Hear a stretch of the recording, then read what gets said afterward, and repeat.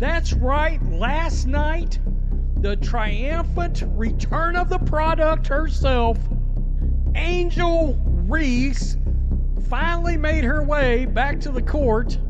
Funny, a lot of questions going on out there around Angel the last month or so. Like, what in the bleep is going on? Exactly, why aren't you playing in games? We heard it was a back injury. The night Angel Reese returned was supposed to be magic. For weeks, Chicago had built it up like the arrival of a hero.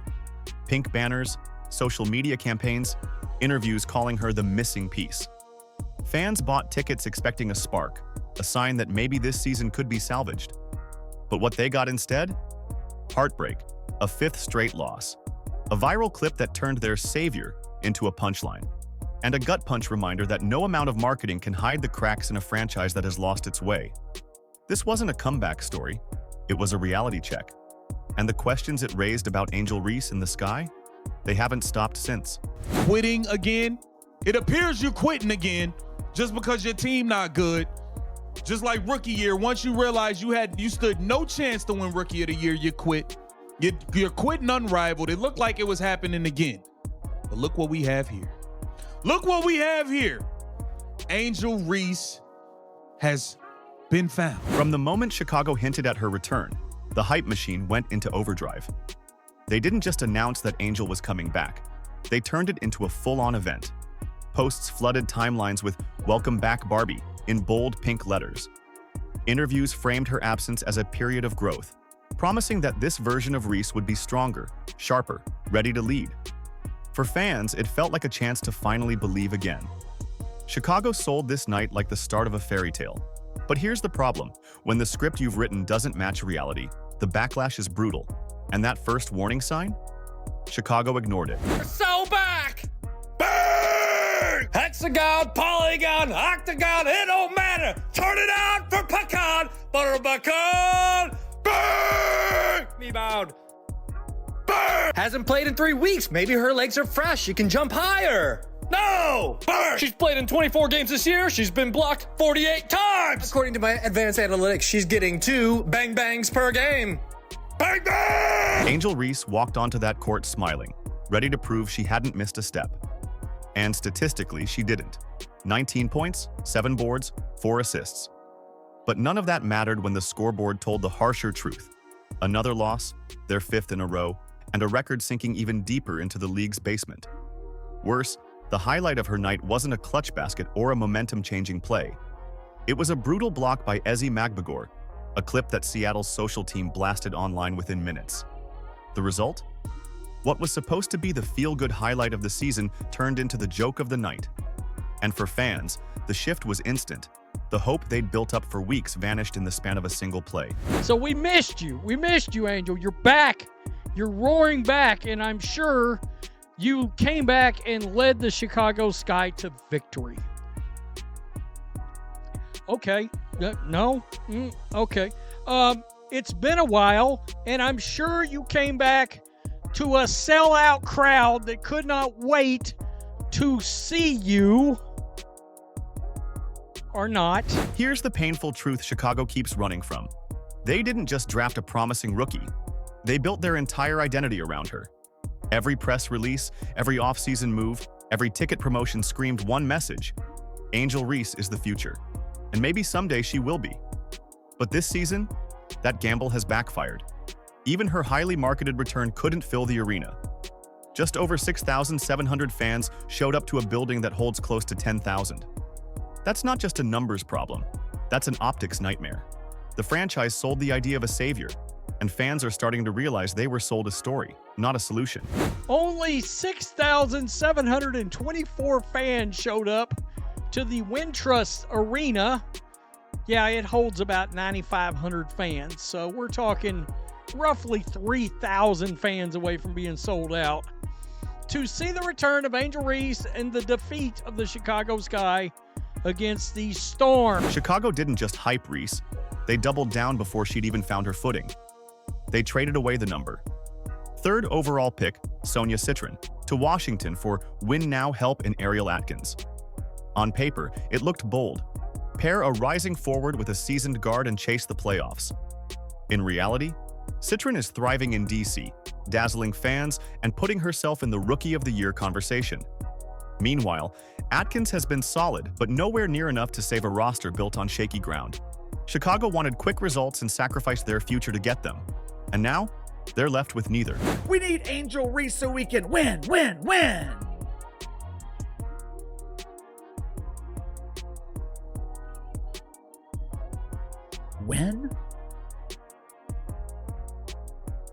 Since when has Angel Reese contributed to winning? The Chicago Bravado were routinely getting their ass kicked when she was healthy. Outside of the female Suns from Connecticut who seem to be losing intentionally, the Chicago Bravado are the worst team in the league. Reese's defenders will point to her stat line, roughly 14 points and 12 rebounds a game. And sure, those are solid numbers for a second-year player. But basketball isn't played on paper. On the court, the Sky don't look better with her in the lineup. In fact, during her absence, there were stretches where the offense flowed better, the ball moved cleaner, and the team, for a moment, actually looked like it believed in itself.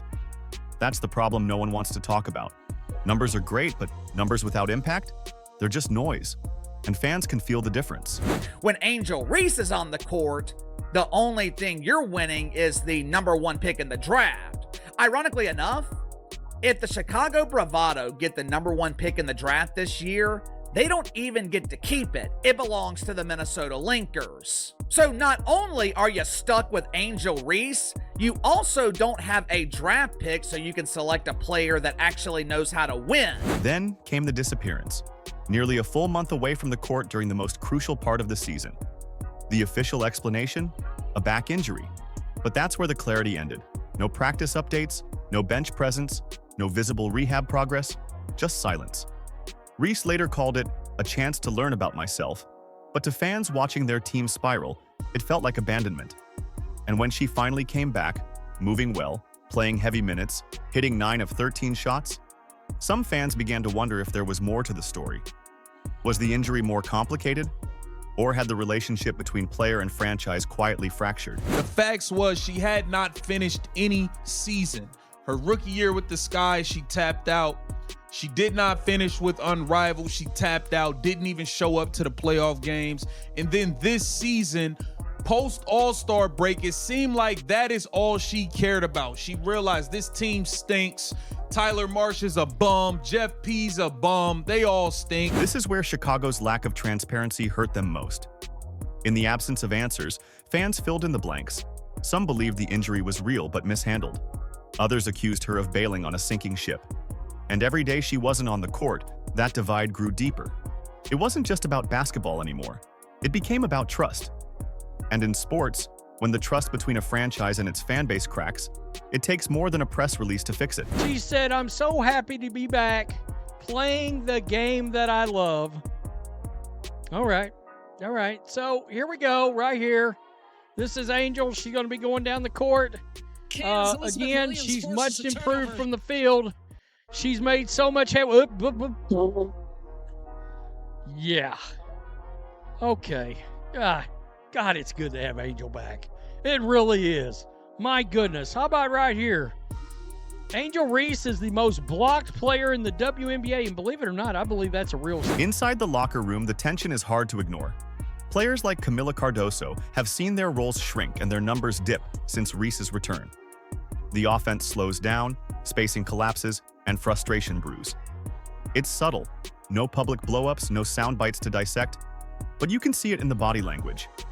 And the thing about chemistry issues is they don't stay hidden forever. They show up in the fourth quarter, in the tight games, in the moments where trust and unity matter most. And right now, Chicago doesn't have that. But it seems like once she made the All-Star game, she said, that's it. I've done what I had to do. I don't need to stick around for all this losing. She's been saying her back hurts. Nobody knows anything about the injury. Nobody knows. So we start calling it out. Hey, are you quitting again? It appears you're quitting again just because your team not good. Just like rookie year, once you realize you stood no chance to win rookie of the year, you quit. You're quitting Unrivaled. It looked like it was happening again. What was supposed to be the start of a turnaround has turned into a nightly cycle of bad press. Another loss, another clip gone viral, another talking head questioning if Angel Reese is really that player. And the cruel irony? None of this is entirely her fault. One player can't fix a broken system, but when you're the face of a franchise, you carry the weight of its failures. Every stumble, every mistake, every missed opportunity lands on your shoulders, fair or not. To really see the contrast, look no further than Indiana. The Fever have faced adversity too. Injuries, tough losses, national scrutiny. But instead of folding, they've found ways to compete, to grow, to turn every game into a step forward. They've built something real, a culture of accountability, resilience, and teamwork that fans can actually believe in. And that's the difference. In Chicago, it feels like spin. In Indiana, it feels like progress. Caitlin Clark isn't just putting up numbers. She's rewriting the blueprint for what leadership looks like in the WNBA. Every time she steps on the floor, the energy shifts. Every arena she visits sells out. And when she's sidelined, she doesn't vanish. She's there, front and center, locked into every huddle, encouraging her teammates, breaking down plays, and showing fans that her commitment runs deeper than the scoreboard. That matters because fans notice effort as much as they notice results. They see a young player who's invested, who understands that leadership isn't just about highlight reels. It's about consistency, presence, and showing up when it matters most. That's why Indiana games aren't just events, they're experiences. Fans don't just watch Clark, they buy into what she represents. Compare that to Chicago's situation. The hype around Reese is loud, but when the lights are brightest and the pressure's heaviest, the connection between player and fan feels thin. That's not about talent, it's about trust. And trust is something Clark has built, brick by brick, from her first game. The Fever are proving that winning cultures aren't built on marketing gimmicks. They're built on balance. Aaliyah Boston continues to be the steady anchor in the paint, the type of presence who never takes a night off.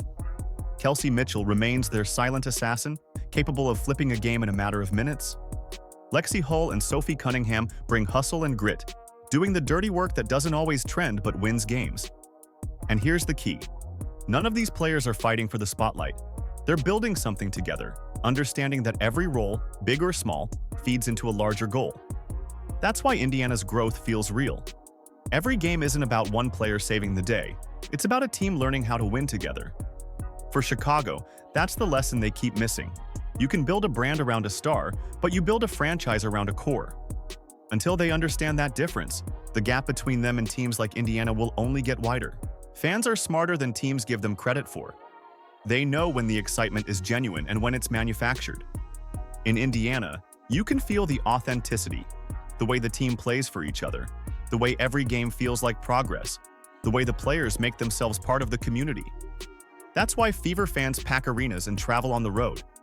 In Chicago, even the most hyped night of the year, Angel Reese's long-awaited return, couldn't sell out the building. 6,700 fans in a nearly 10,000-seat arena. That's not about ticket prices or weekday scheduling. That's about trust. Fans don't invest their time, money, and energy in something that doesn't feel real. And until the Skies start delivering substance to match their slogans, those empty seats will keep sending a loud message.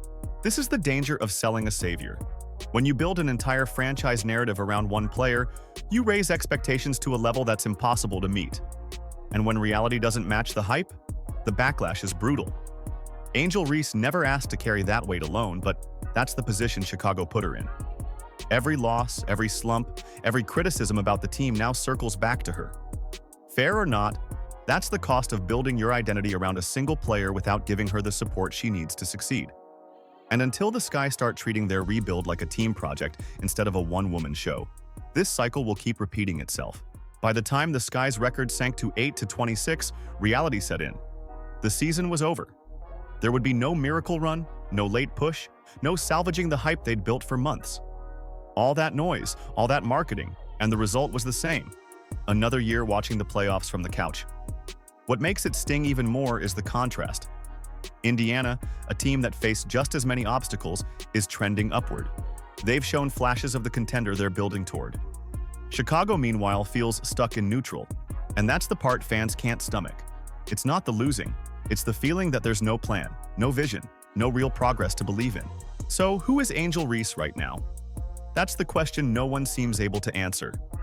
On one hand, she's a young talent with undeniable potential, someone who can rebound, defend, and bring energy every single night. On the other hand, the results, the ones that actually matter, just aren't there. That disconnect is what fuels the debate. Is she a future star trapped in a broken system, or a player being propped up by a franchise desperate for attention? The truth is somewhere in the middle. But until Chicago finds a way to turn her numbers into wins, the perception that she's more mirage than savior will only grow louder. Leadership in this league isn't just about scoring points or grabbing rebounds. It's about being present, being consistent, and setting the tone for everyone else in the locker room.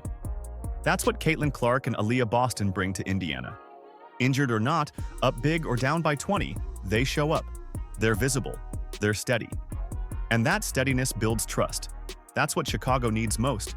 Because talent can win you a night. Leadership can win you a season.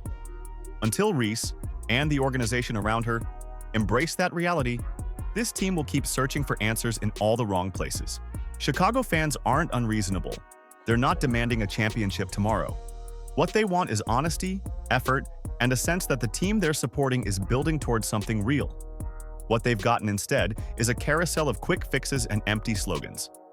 And every time the Sky promise one thing and deliver another, that trust erodes a little more. Those empty seats at Wintrust Arena aren't just numbers, they're a verdict. They're fans saying, "We're done buying the illusion. Show us something real." And until Chicago starts doing that, the gap between this franchise and its fan base will only keep growing. Here's the harshest truth of all. The WNBA isn't waiting for Chicago to figure it out. The league is growing faster than ever. Ratings are up, attendance is booming, and new stars are emerging every season. Teams that adapt, that invest in their culture, that focus on building something sustainable are thriving. Indiana is proof, New York is proof. Even teams like Dallas and Phoenix are showing signs of what a real rebuild looks like. Chicago? They're being left behind, clinging to headlines while everyone else builds foundations. And unless something changes soon, they won't just be irrelevant, they'll be forgotten. The offseason will bring tough questions that the Sky can't afford to dodge. Can Angel Reese evolve into the leader this team needs? Can the front office swallow its pride, admit its mistakes, and start building for the future instead of chasing quick wins? Or will they double down, hoping the same strategies will somehow produce different results?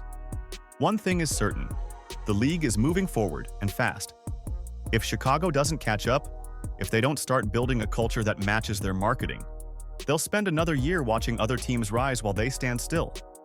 And for a fan base that's already running out of patience, another wasted season might be the one that finally breaks the bond. So what do you think? Is Angel Reese truly the centerpiece Chicago believes she is? Or just the face of a bigger problem nobody wants to admit? Drop your thoughts below.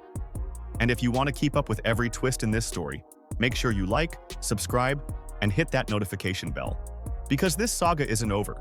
The real story is just beginning.